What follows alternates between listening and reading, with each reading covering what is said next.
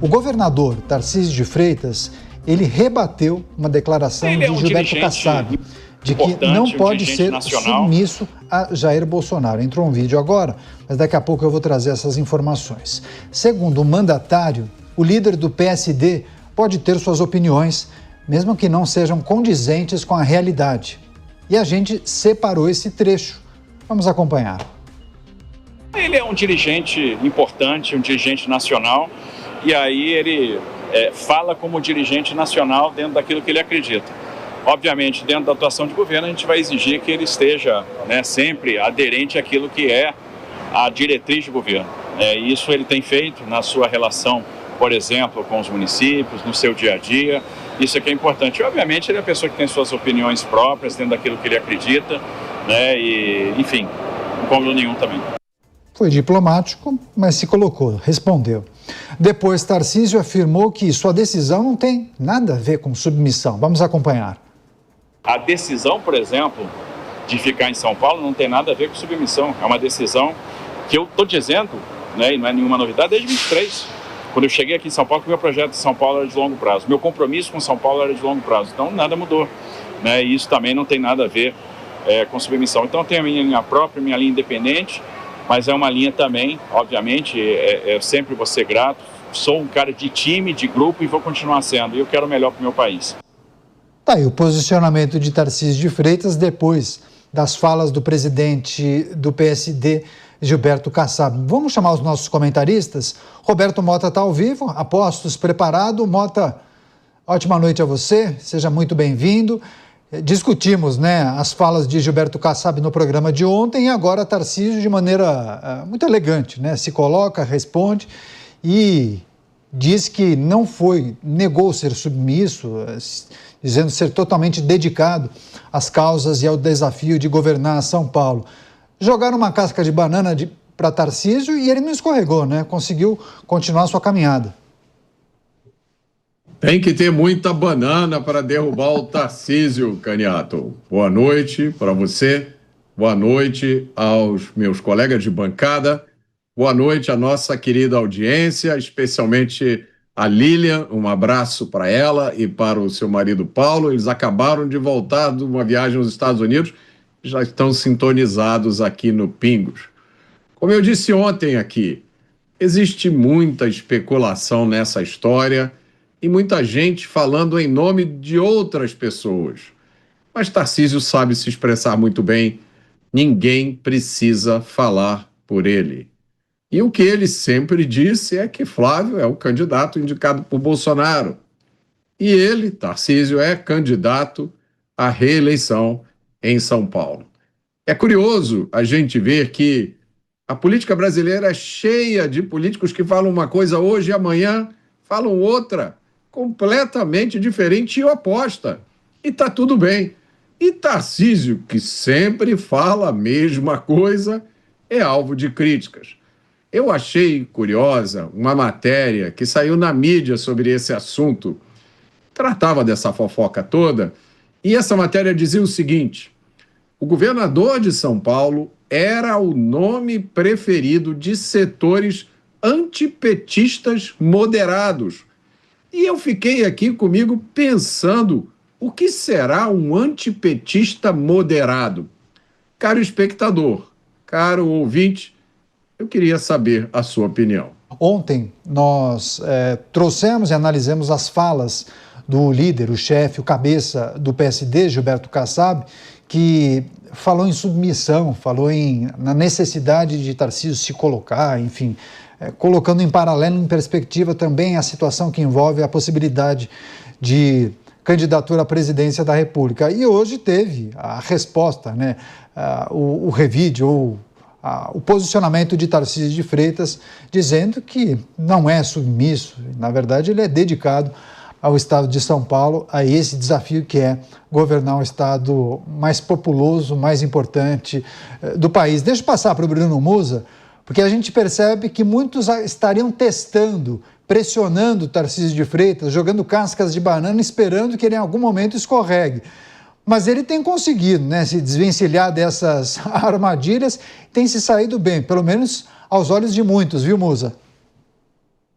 ele é uma pessoa bastante hábil. Nós comentamos aqui, lembra quando a gente falou exaustivamente a respeito da possibilidade dele sair ou não como presidente, justamente, única e exclusivamente porque seria uma indicação do Bolsonaro e não porque ele tem a própria, digamos, luz própria. Claro que ele tem toda a gratidão, chegou lá por conta do Bolsonaro, mas em algum momento é enaltecido todo o trabalho que ele fez ali no Ministério e o que ele vem fazendo no governo do Estado de São Paulo. Então, fica claro que ele também tem luz própria e mais cedo ou mais tarde isso é percebido, isso é visto como já de fato é. Tanto que, se ele sair para a reeleição em São Paulo, parece que há uma reeleição super tranquila para ele. Mas fica muito óbvio, ao menos na minha opinião, que o Tarcísio é o preferido de todos eles ali, principalmente no Kassab. Naquela foto, naquela selfie que ele tirou, onde estavam Ratinho, Eduardo Leite e... quem mais estava naquela foto? Ratinho, Eduardo Leite e Caiado. Ratinho, Eduardo Leite e Caiado. Ali, a figura central preferida por eles, até mesmo por conta das pesquisas, do alcance nacional, seria o Tarcísio. De fato é isso, mas tá esse imbróglio. Me parece que o Tarcísio não sai. Se de fato o Flávio sair, ele vem deixando isso bastante claro, estaria pronto aos 46 do segundo tempo para entrar em uma eventual ou decisão de sair ou do pai tirar o Flávio, o que parece agora, pelo menos com o que temos de ferramenta, altamente improvável, mas ele é claramente o preferido de Kassab. Então, eu acho que essa pressão que você fala de escorregar em casca de banana é mais justamente para isso. Ainda estamos lutando por você aqui, você é o nosso preferido, mas me parece que isso se torna cada vez mais improvável com as ferramentas que temos hoje. Pois é, porque quando falam em submissão, parece que muitos esperavam que ele, aos poucos, fosse colocando como alguém totalmente independente e não alguém que reforçasse essa lealdade a Bolsonaro o tempo inteiro. Agora, o Diego Tavares tem feito muitas reflexões sobre esse universo político, né, Diego? De olho, claro, nas eleições de 26. Puxa o fio aí, Diego, o que é preciso considerar em relação a essa fala de Kassab e o posicionamento de Tarcísio hoje? Caniato, o Kassab ele é conhecido no meio político como alguém que não desperdiça palavras, que não fala nem de mais e nem de menos. É um grande estrategista, não à toa fez agora um grande movimento com a filiação do Caiado, colocando todo o tabuleiro político em dúvida sobre a real situação do que serão as eleições de 2026 no campo presidencial. Tem dois aspectos que eu acho fundamentais de serem abordados aí em relação a essa discussão, a esse entreveiro que acontece desde ontem entre Tarcísio de Freitas e Gilberto Kassab. Nenhum entreveiro, né? Entre essa interpretação mútua aí de falas, tanto de um quanto de outro. O primeiro ponto é que a gente vê que não só a sociedade está muito cansada desse debate polarizado, cerca de 41% conforme alguns levantamentos, mas a classe política também parece não querer mais um embate entre Lula e Bolsonaro, muito embora esse embate seja cada vez mais iminente, mais difícil de que não seja a real situação das eleições de 2026. A gente vê um cansaço também por parte dos caciques partidários que têm feito esse esforço.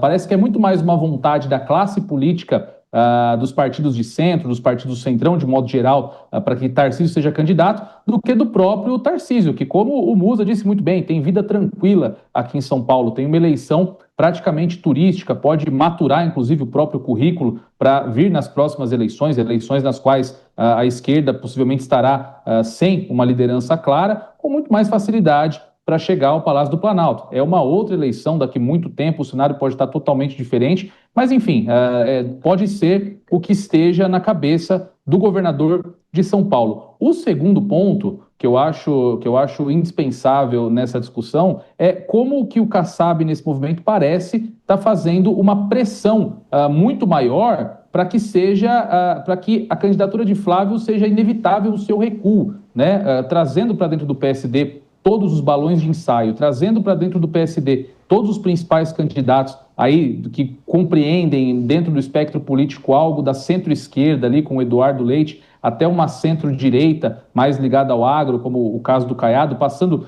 por um centro mais centro mesmo, que é o Ratinho Júnior. É impressionante como ele amarrou cada uma das peças e com isso ele tem condição de moldar o tabuleiro, de moldar o próprio partido conforme as necessidades de cada um dos campos políticos. Então, o Kassab acaba ganhando em praticamente todas as composições nesse sentido. E isso dá a ele essa possibilidade de fazer uma pressão mais forte, de usar essa terminologia um pouco mais áspera em relação ao governador de São Paulo, que com a resposta deixou muito claro que tem também um certo receio daquele efeito João Dória, né? De parecer que é alguém ingrato.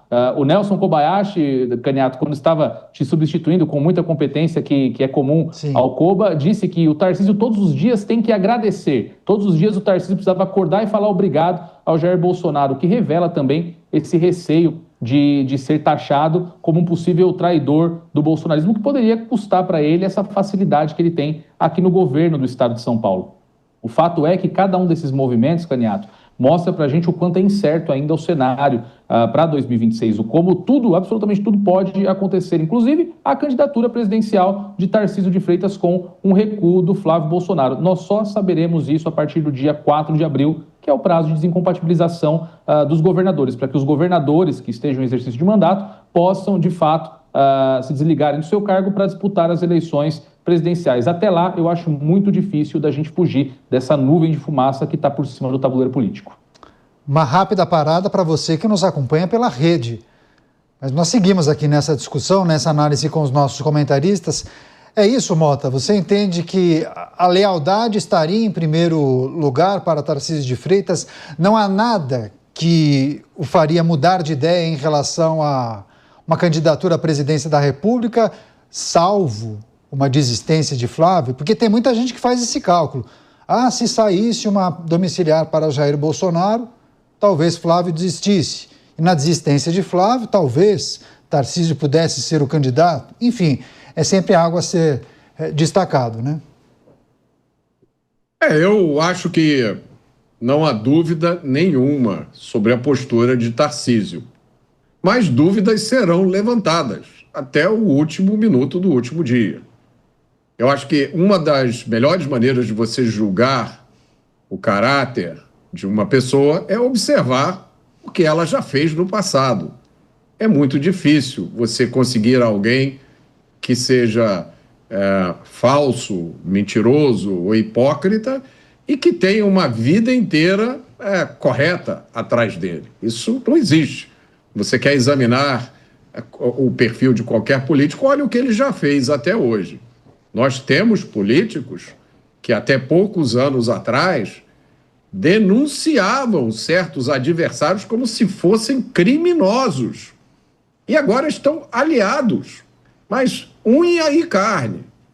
A política brasileira está cheia de políticos assim. Quando você olha a trajetória de Tarcísio, é de uma coerência só. O curioso é você ver Tarcísio ser criticado por alguns pelo fato de que ele não seria fiel o suficiente a Jair Bolsonaro, e aí vem essa crítica, aparente crítica, de gente que diz que ele é fiel demais, que ele seria subserviente.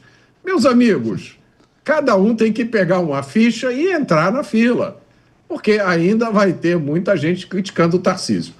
Eu vejo isso como evidência da importância que Tarcísio hoje tem na política brasileira. Eu entendo, Caniato, que há muitos apoiadores de Jair Bolsonaro que não acreditam mais em nada. Eu entendo perfeitamente. Quando uma pessoa que você achou que era a melhor resposta que a política já deu ao povo brasileiro até hoje, está presa por acusados de tentativa de golpe de Estado, um golpe de Estado que nunca aconteceu, uma coisa inédita na história desse país, eu entendo a descrença dessas pessoas. Eu entendo que elas demorem muito tempo para acreditar que, apesar de todo o seu comportamento e apesar da coerência das suas declarações, ainda tem gente que acha, não, eu estou desconfiado que Tarcísio pode ser, né, um elemento do esquema. Eu entendo, porque é muito difícil você manter a crença e a fé em alguma coisa diante do que está acontecendo no Brasil. Mas se a gente usar essa métrica, se a gente olhar para o passado, para a história, para o que ele fez e o que ele disse até hoje, é uma história de completa coerência.